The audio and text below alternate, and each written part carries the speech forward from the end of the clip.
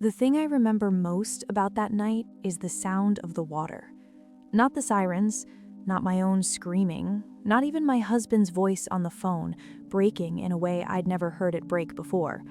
What I remember is the sound of the water, the creek behind the park 2 blocks from our house, the one I'd walked past 100 times without ever really looking at it, and the silence right after my son went under. 4 seconds. That's how long it was.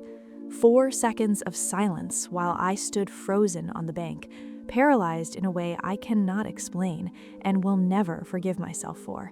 My mind completely blank, my feet completely still, while my 3-year-old boy disappeared beneath the surface of water that should never have been deep enough to be dangerous.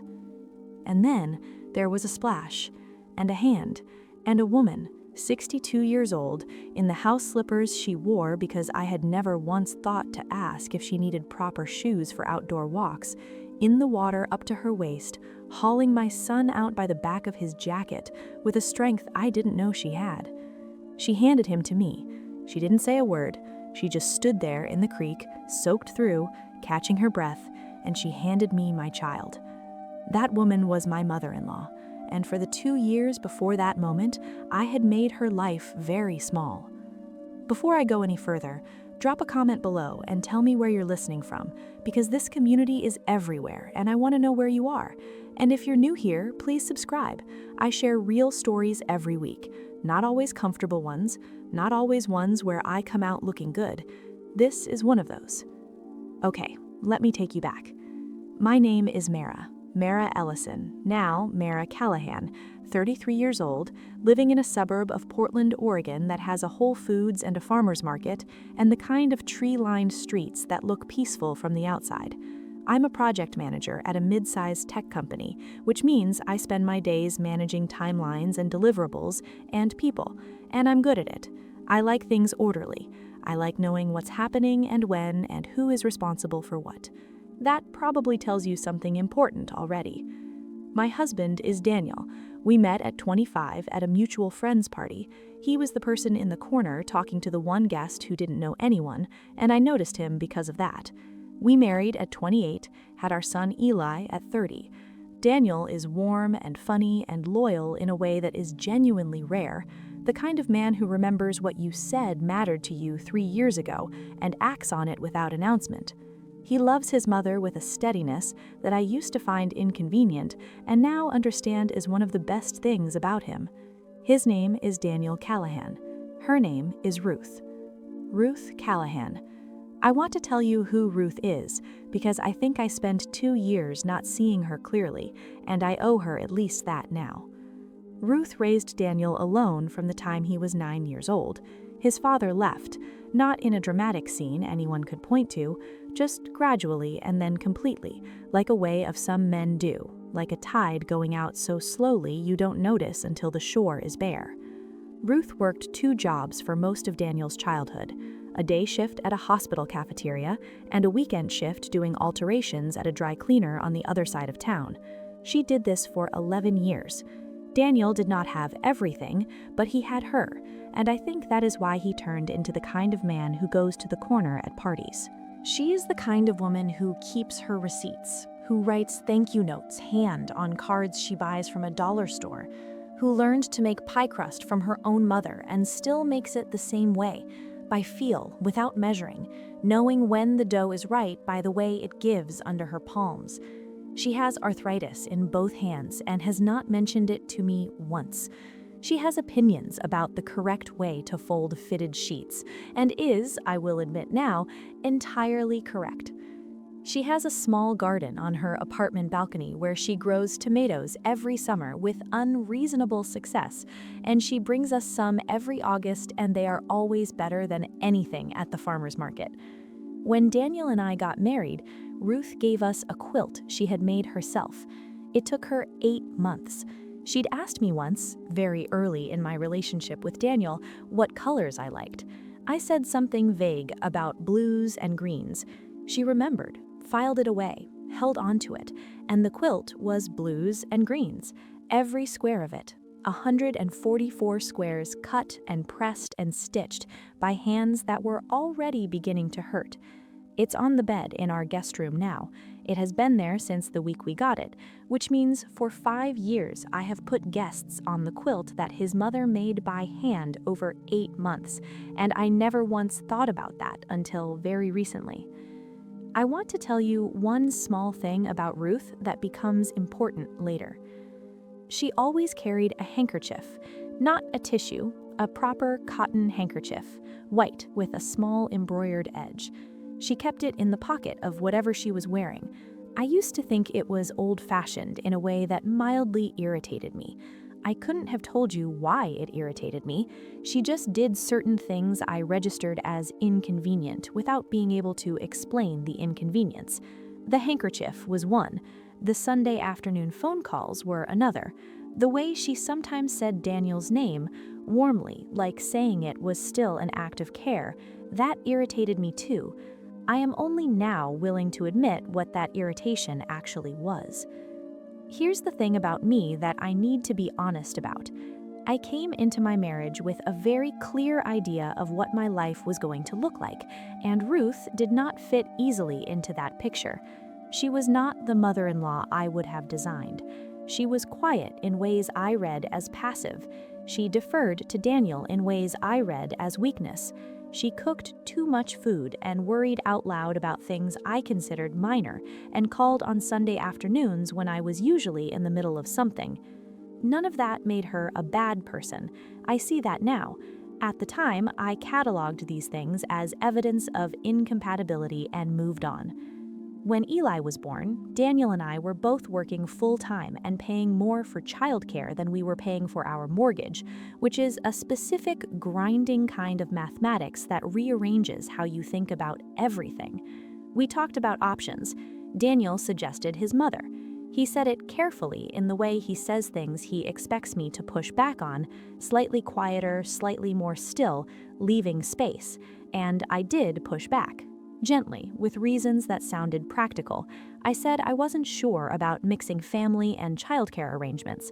I said it could create complications. I said we should look into some other options first. What I did not say, because I had not yet learned to say the things I didn't want to examine, was, I don't want someone in my house every day I didn't choose. I don't want to manage a relationship on top of managing everything else. I don't want to be seen in my own home at 6:30 in the morning before I've had coffee and arranged myself into the version of myself I prefer to show people. But the math won. It always does. And so Ruth came. The arrangement was that she would watch Eli 3 days a week while we worked, and she would stay in our guest room on the nights she came, which was sometimes 2 nights in a row if the schedule worked out that way. I told myself I was grateful. I told myself I would make it work. I drew up a list of Eli's routine, feeding times, nap schedule, the specific order of his bedtime steps, and I printed it out and left it on the kitchen counter, laminated, the way I would have left instructions for a babysitter I'd hired through an app. Ruth did not say anything about the laminated sheet. She read it. She followed it exactly. I told myself this was a sign of compatibility. It was a sign of something else entirely. What I actually did was make it uncomfortable. Not cruelly. I want to be clear about that, because I've spent a lot of time in the past year making sure I'm not softening what I did, and the accurate version is this. I was not cruel. I was cold. There's a difference, and in some ways, cold is worse, because cold is harder to name and harder to fight, and it can go on for a very long time before anyone says it out loud. I set the rules of the house with Ruth in a way I never would have with a friend or a colleague or someone I saw as an equal. I told her which cleaning products to use and which shelf they lived on. I told her the specific way I wanted Eli's bottles washed, the brush first, then the rinse, 3 times, a method I had read about in a parenting article and decided was non-negotiable without ever asking a pediatrician. I told her what time I wanted dinner started on the evenings she stayed, because I had a specific window between getting home and getting Eli to bed, and I needed dinner to happen in that window. And I told her this as if she were a new hire being onboarded, rather than a woman who had been feeding a family for 40 years. I told her how I preferred the dishwasher loaded. There was a system I had developed for maximizing space and minimizing rewashing, and I explained it fully, including the bit about turning the bowls at an angle and the specific rack the large plates went on. She listened and nodded, and never once loaded it incorrectly after that. I told her that if she was going to watch television in the evenings, it should be on the smaller TV in the guest room rather than in the living room, because Daniel and I liked to decompress there after Eli was in bed, and I found it difficult to do that with someone else present. I said it as if this were a reasonable accommodation rather than what it was, which was, I am drawing a perimeter around my space, and you are outside it. Ruth listened. Ruth nodded. Ruth went to the guest room in the evenings with her book or her smaller TV or whatever she did in there, and she did not complain to me, and she did not complain to Daniel, at least not in any way that reached me. She adapted. Quietly. Completely, without negotiation. That should have told me something. It told me nothing. There were moments, though. I want to be honest about the moments because I think if you're listening to this, you probably already know what I'm going to describe, and you might be waiting for me to say it. You might be listening and thinking, I have been this person, or this was done to me. Either way, I want to be specific, because specificity is the only thing that makes this real rather than a story I'm telling myself. There was the afternoon I came home early from work and found Ruth and Eli in the living room I had said I preferred to keep tidy during the day, building a block tower on the carpet. The blocks were everywhere. Eli was laughing in that full-body way toddlers laugh, completely abandoned to it, and Ruth was making a sound effect every time a block was added that I can only describe as a kind of low, dramatic rumble that made Eli absolutely lose his mind with joy. I stood in the doorway and looked at them. I thought I mentioned, I said, that I'd like the living room kept tidy during the day. Ruth looked up at me. Just for a second. Then she looked at Eli. Of course, we'll clean up. I went to the kitchen. I could hear them putting the blocks away behind me, Eli protesting, Ruth speaking to him quietly. I poured myself a glass of water and stood at the counter and told myself I was right to maintain boundaries in my own home.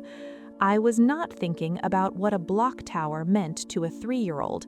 I was not thinking about what it meant to a woman who had driven 40 minutes to spend the day with her grandson and had apparently been doing it wrong.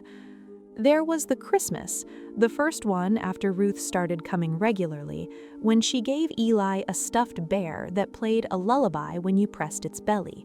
It was one of those old songs, the kind that sounds like it belongs to a different era, not a nursery rhyme I recognized, something older, with a melody that moved in a minor key and repeated 3 times before it ended. Eli loved it immediately and completely, the way toddlers love things that have a button and make noise, and he pressed that belly approximately 8,000 times in the first week. I found the song mildly annoying after the first 50. After the first 100, it had embedded itself in my cerebral cortex like a splinter. After 2 weeks, I woke up at 3 in the morning with it playing quietly in my head. I moved the bear to the top shelf of Eli's closet one afternoon while he was napping, where he couldn't reach it, and when he asked for it, I said it was sleeping. Ruth noticed it was gone.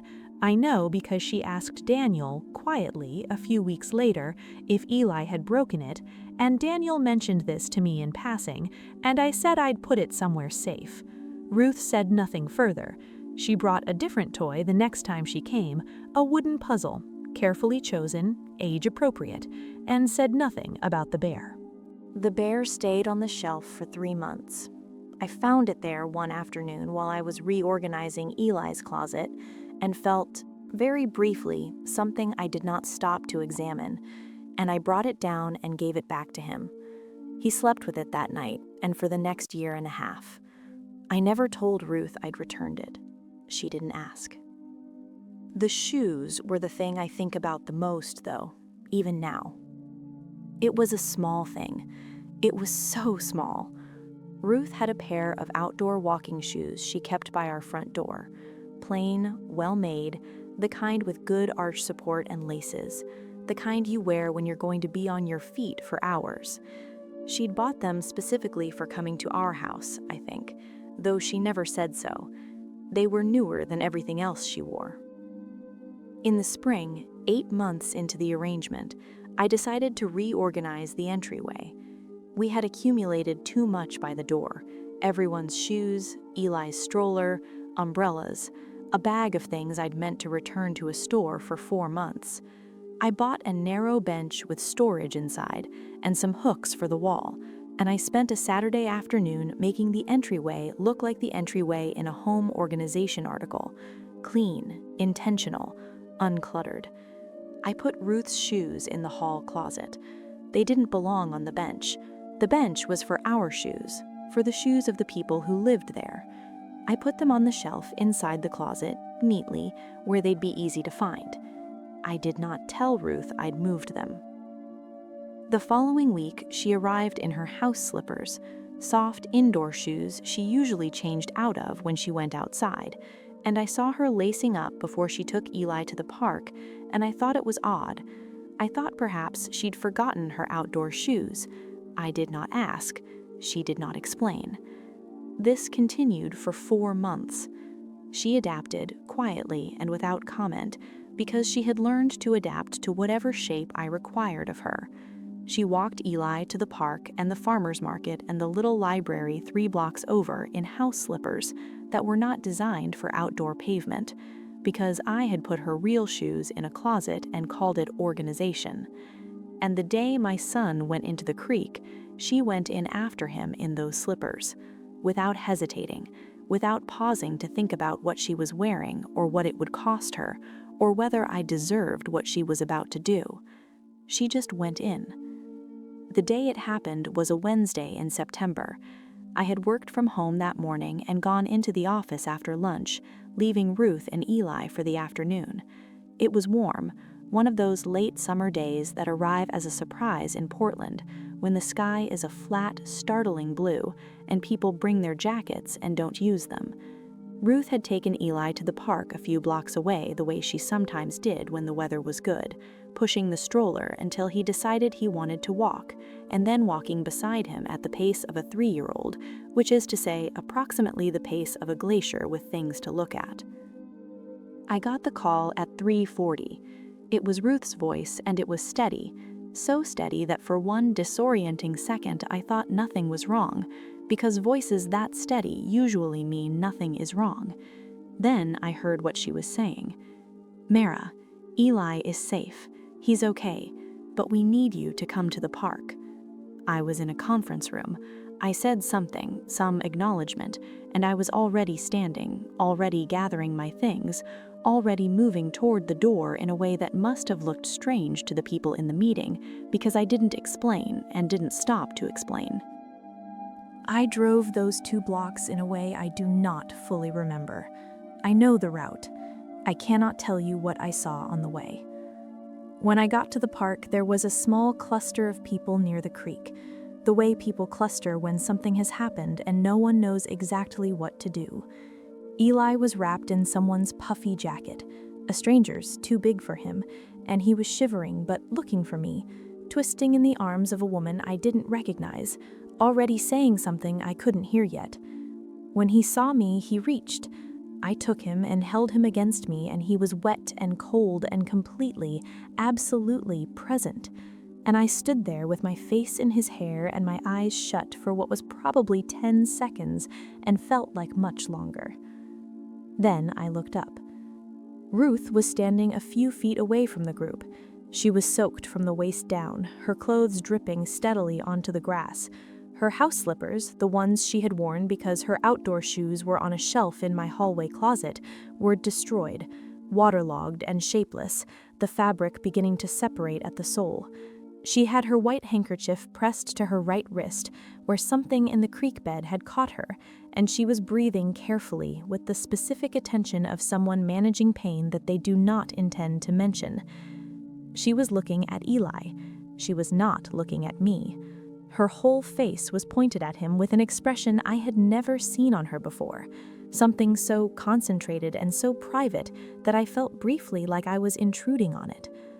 I got the full story later, piece by piece, from Ruth, from a woman named Connie who had been on a bench 20 feet away with her own children, from Eli himself, who told the story for the next 3 weeks to anyone who would listen, embellishing slightly differently each time in the way children do when they're processing something frightening by turning it into narrative.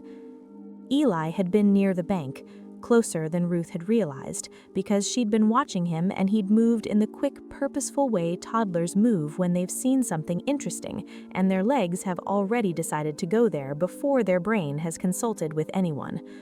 The bank was slippery in a way it wouldn't always be. He'd gone in fast and without warning, the way falls happen, not dramatically, not with time to prevent it, just suddenly and then gone. 4 seconds. That's how long it was between when he went under and when Ruth went in. Connie told me this. She'd been watching, had seen Ruth move, had been reaching for her own phone to call 911 when she saw the older woman already in the water. 4 seconds. Ruth had not stopped to think about the temperature or the depth or the shoes she was wearing or the wrist she was about to catch on something submerged in the creek bed. She had not stopped to think at all. She had just gone. She handed him to Connie on the bank. Then she caught her breath. Then the ambulance arrived, called by someone else in the crowd, and the paramedics checked Eli with the careful efficiency of people who do this work, and he was fine. Cold and frightened, and already beginning to find the story interesting rather than terrifying, the way children recover when they are held and reassured, when the adults around them do not perform additional panic. Ruth let a paramedic look at her wrist. It wasn't serious.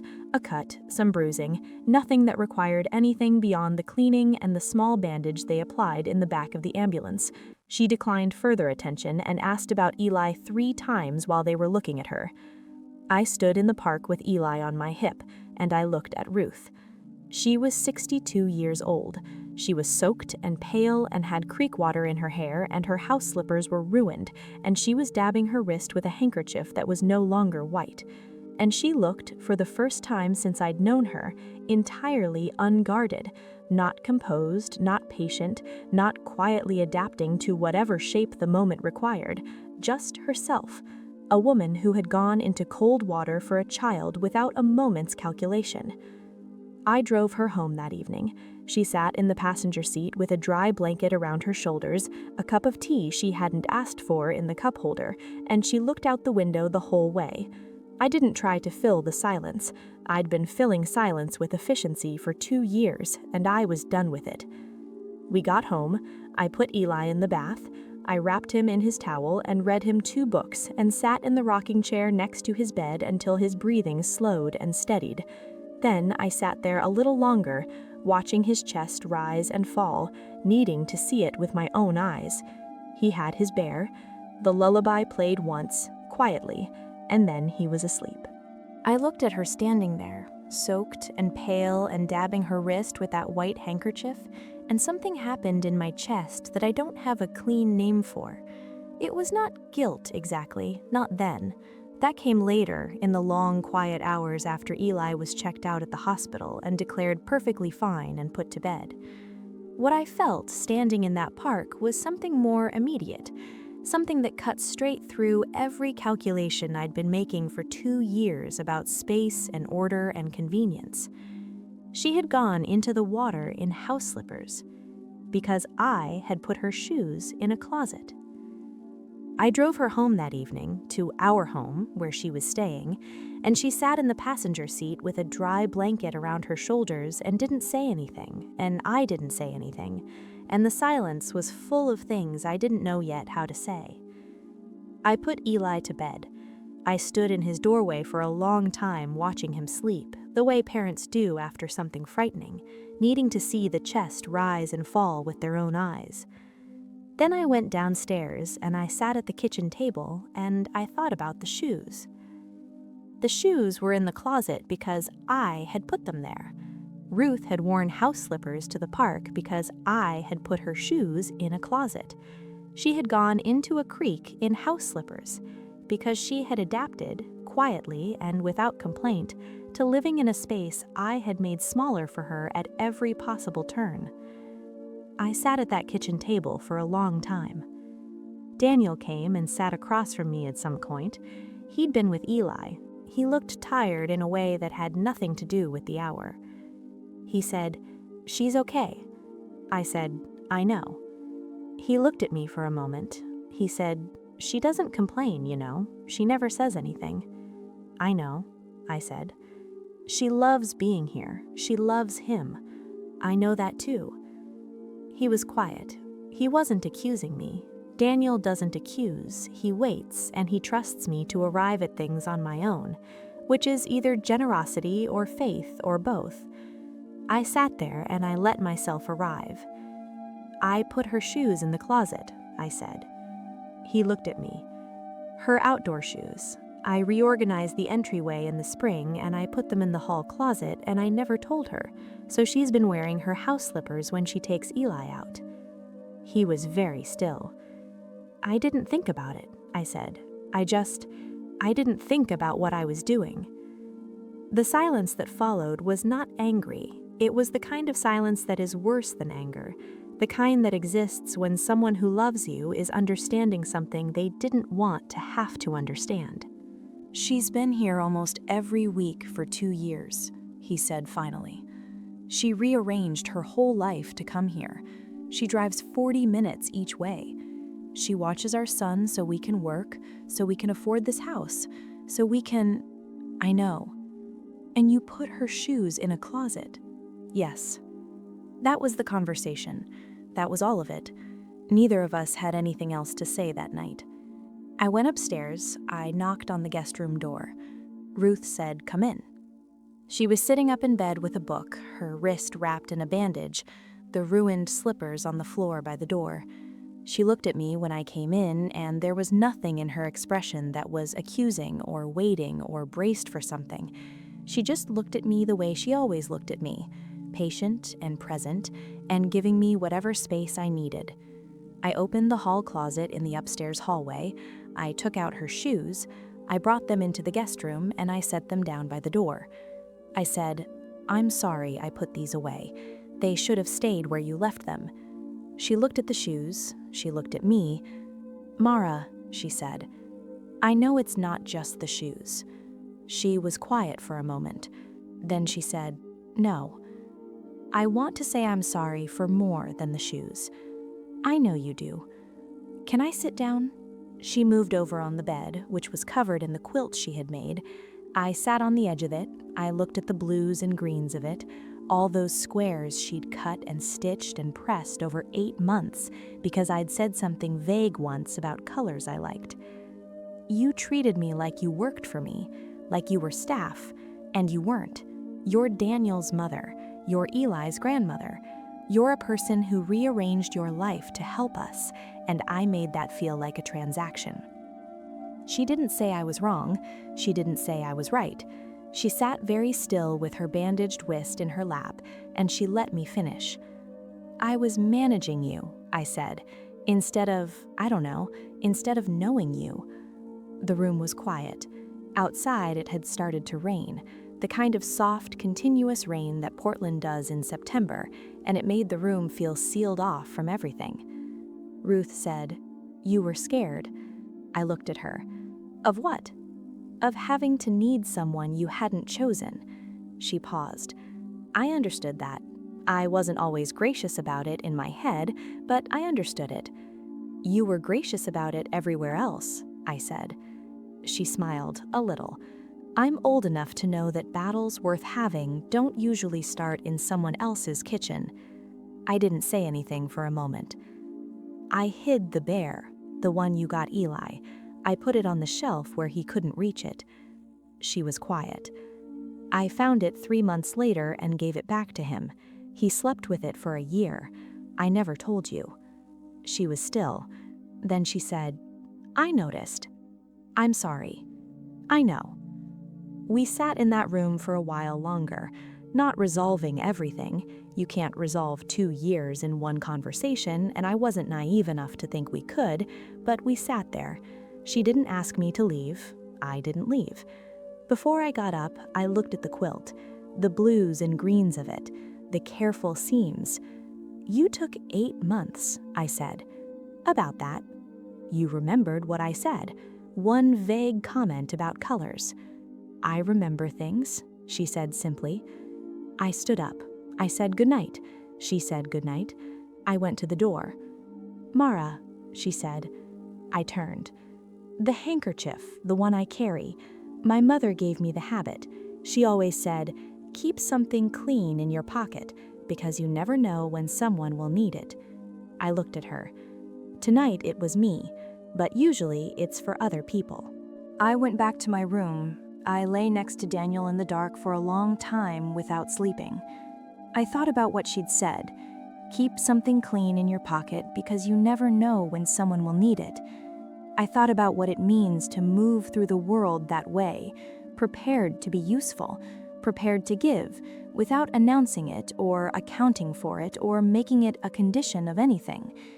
I had not been moving through the world that way. The changes I made after that night were not dramatic. Real change rarely is. I didn't make a speech or a list or a formal plan. What I did was start paying attention, actually paying attention, in the specific, deliberate way I had been deliberately not paying attention for 2 years. I started noticing when Ruth seemed tired, and I started asking, not managing, asking. There is a difference. "Can I get you anything?" instead of "Here's what needs doing." It sounds small. It is small. It was also something I had not done once in 2 years. I moved a comfortable chair into the guest room, the good one, the upholstered armchair from the living room that I'd originally bought for reading but mostly used for draping laundry, without telling her I was doing it. She came back from an afternoon with Eli and found it there and didn't say anything to me directly. Later that evening, through the open door, I saw her in it with her book. That was enough. I found her outdoor shoes and gave them a permanent spot by the front door, visible, alongside everyone else's where they had always belonged, where I had moved them from because I had decided the entryway looked cleaner without them. I put them there on a Tuesday afternoon, and I did not explain why, and Ruth did not comment on it, and the following Thursday she wore them to the park with Eli. She didn't mention it, I didn't mention it, but she wore them. I started sitting with her in the evenings sometimes in the living room when Daniel had put Eli to bed, not because I had made a rule about it, because I came downstairs one evening and she was sitting in the kitchen with her tea and I thought, there is no reason for her to be in the kitchen alone. There's a reason I put her there and the reason was me, and that reason is over. We started watching a cooking competition show she liked. I found, to my genuine surprise, that I liked it too. Ruth knows things about technique, about heat and resting and the specific alchemy of fat and salt that she explains without condescension as one person sharing information with another, and I found myself asking questions and meaning them. She told me once about a contestant's soufflé technique in enough detail that I tried it myself the following weekend, failed, and she talked me through what had gone wrong over the phone with the patience of someone who has made many soufflés and failed at several and knows that this is how you learn anything. I started watching what she did with Eli without the filter of supervision, without cataloging what was correct and what needed adjusting, just watching. She taught him to wash his hands by making it a song, not a commercial song, one she made up herself about soap bubbles and the importance of getting between the fingers, set to a tune I didn't recognize and later identified as something from her own childhood that she'd repurposed. She called the moon Harold. She had given the moon a name in Eli's first year for reasons she explained once as he needed a friend in the sky, and Eli believed completely and without question that the moon was named Harold and was a personal acquaintance of his grandmother's, and she honored this belief with perfect seriousness every time the moon came up. She pressed wildflowers into wax paper when they found them on walks. She kept them in a small album she'd bought at a dollar store, covered in a pattern of small blue birds, and she let Eli pick which page each flower went on, and the album had a system she'd shown him, carefully, that the ones they found near the park went on the left pages, and the ones from the garden center where they sometimes went on weekend mornings went on the right pages. And he followed this system with the absolute conviction of a child who has been trusted with something real. I had been in the same house with this woman for 2 years, and I had missed almost all of it. Not because I was busy exactly, though I told myself that, because I had decided what Ruth was, decided early, decided quietly, in the way you decide things you don't want to examine. You decide what someone is, and you stop looking for evidence that they might be something else. You manage them, you route around them, you make the entryway cleaner by putting their shoes in a closet and tell yourself it's about order. I had a conversation with a friend of mine around this time, Petra, who has known me since graduate school and who has the specific gift of saying the thing you need to hear in a way that doesn't feel like an attack. I told her what had happened, the creak, the shoes, the conversation in the guest room. I told her all of it, which I hadn't told anyone except Daniel, and when I finished, she was quiet for a moment. Then she said, "You know what strikes me? She never complained." "I know," I said. "Not to you, not to Daniel, not that you heard." "Right." "That's not patience," Petra said. "That's protection." She was protecting her relationship with her son. She was protecting her access to her grandson. She made herself as small as she needed to be because she knew what she had to lose. I sat with that for a long time. I sat with it for days. Ruth had not been passive. She had been strategic in the specific way that powerless people are strategic, quietly, invisibly, absorbing the cost of someone else's comfort because the alternative was worse. She had folded herself into the shape I required, and she had done it without complaint, and I had read that compliance as confirmation that the shape was fine, that the shape was correct, that she didn't mind. She had minded. She had minded and she had said nothing, because saying something would have cost her more than not saying it. I owed her more than an apology for the shoes. There is a conversation I had with Ruth about 6 months after the creak. We were in the kitchen on a Sunday afternoon. She was teaching me her pie crust, which I had asked to learn. I'd asked in the specific, careful way I was learning to ask for things from Ruth, directly, without making it a project, without attaching conditions. I said, "I'd like to learn to make pie crust the way you do. Would you teach me?" She said yes in the way she said yes to things, simply, without ceremony, as if the answer had always been yes and I'd just needed to ask.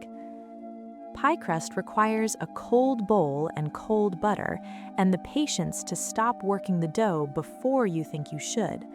It requires you to tolerate the feeling of not quite finished because overworked pie crust is tough and underworked is perfectly tender, and the line between them is only learnable by feel. I had read about this. I understood it intellectually. I was predictably trying to manage it rather than feel it, working the dough with the same focused efficiency I brought to everything, trying to get it right through intention. Ruth watched me for a moment. Then she said, "Stop thinking, just feel when it's right." I stopped. I worked the dough more slowly. I thought about that instruction, and about who had given it, and about the version of myself that would have, 2 years ago, found that instruction irritating. "You gave Daniel that advice once, about something else." She looked at me, a little surprised. "He told me," I said, "years ago, before we were serious. He said his mother told him, stop thinking about whether something is right and feel whether it's right. He said it changed how he moved through the world." She was quiet for a moment. "I don't remember saying it. He does." She looked at the dough in my hands. "Is it there yet?" I pressed it.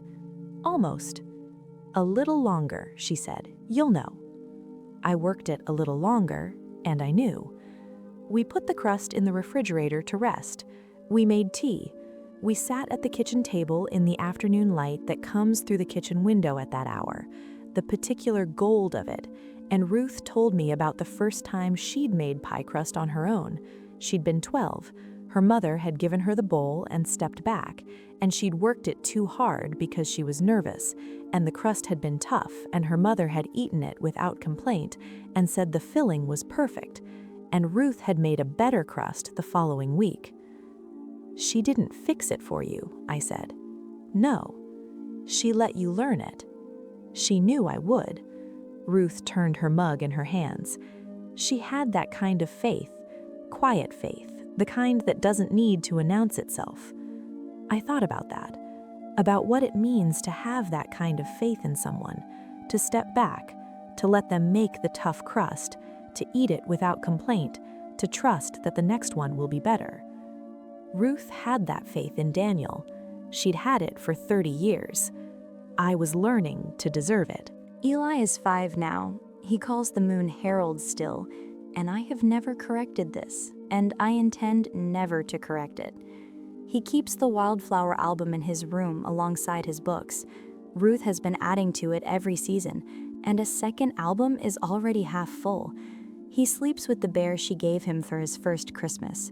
The lullaby that used to embed itself in my head like a splinter now sounds, on the nights I hear it from the hallway, like something I would have chosen if I had known what I was choosing. Ruth comes 4 days a week now. Her shoes are by the door. She uses the living room. She and Eli build block towers that take up most of the carpet, and I come home to them mid-construction, and sometimes I sit on the floor and help, and we see how high we can get it before it falls. And when it falls, Eli makes a sound of theatrical despair, and Ruth makes her low rumbling sound effect, and we start over. I am not a different person than I was 2.5 years ago. I'm the same person, the one who likes order and clarity and knowing who is responsible for what.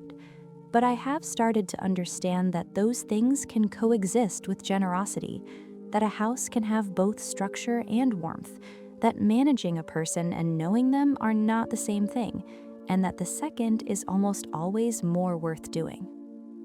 There's a handkerchief in my coat pocket now, a proper cotton one, white, folded.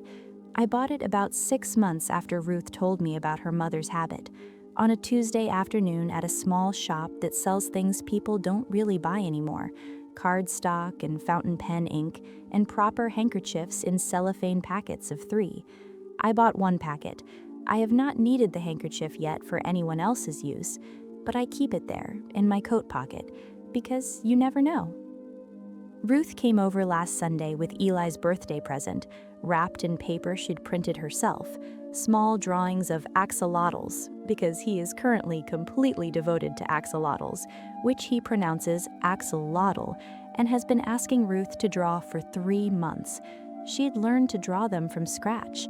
She sat at our kitchen table and had coffee and told me about a documentary she'd found about deep sea creatures that she thought he would love. And she was right, he did, and we watched it together that afternoon, all 4 of us on the living room couch, Eli narrating the axolotl parts to Ruth with the authority of someone who has been studying the subject.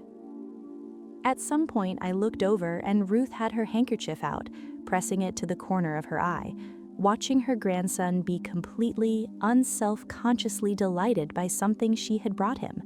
She did it matter-of-factly, without calling attention to it, the way she did most things. I didn't say anything. I just watched. I didn't deserve the 4 seconds by the creek. I didn't deserve the grace she showed me in the guest room that night, or the patience she'd shown me for 2 years before that, or the faith, quiet, unannounced, steadfast, that she apparently had in me all along, the faith that I would eventually figure it out, that the next crust would be better. I'm making it better, one Sunday at a time. The quilt is still on the guest room bed, blues and greens, 144 squares, 8 months of work by hands that were already beginning to hurt. Guests sleep under it. When they do, I know exactly what it cost and what it means, and who made it. Some things you hold on to not because you've earned them, but because they remind you of who you're still working to become. Keep something clean in your pocket, Ruth's mother said, because you never know when someone will need it. I'm trying to be someone who keeps something clean in her pocket. I think I'm getting there.